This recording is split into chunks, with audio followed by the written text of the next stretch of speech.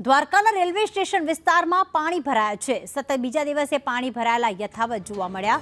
વરસાદી પાણી ભરેલું રહેતા લોકોને હાલાકી પડી રહી છે। પાણીમાંથી પસાર થવા લોકો અહીંયા મજબૂર બન્યા છે। પાણી નિકાલની કોઈ વ્યવસ્થા ન હોવાનો આક્ષેપ અહીંયા થઈ રહ્યો છે।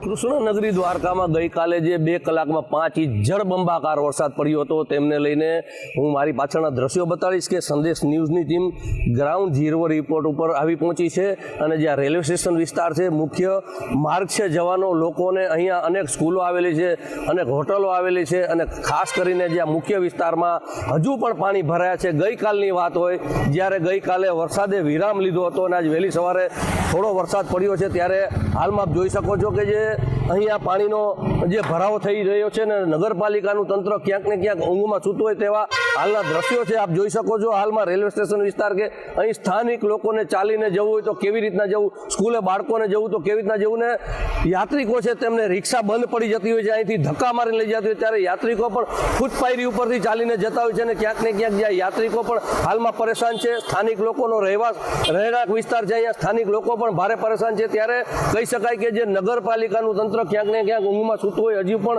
અને જે વરસાદી પાણીના નિકાલ કરવાનો હોય તે હજી નિકાલ નથી થઈ રહ્યો ને હાલમાં લોકો પણ ભારે પરેશાન થઈ રહ્યા છે। અનિલ લાલ, સંદેશ ન્યૂઝ, દ્વારકા।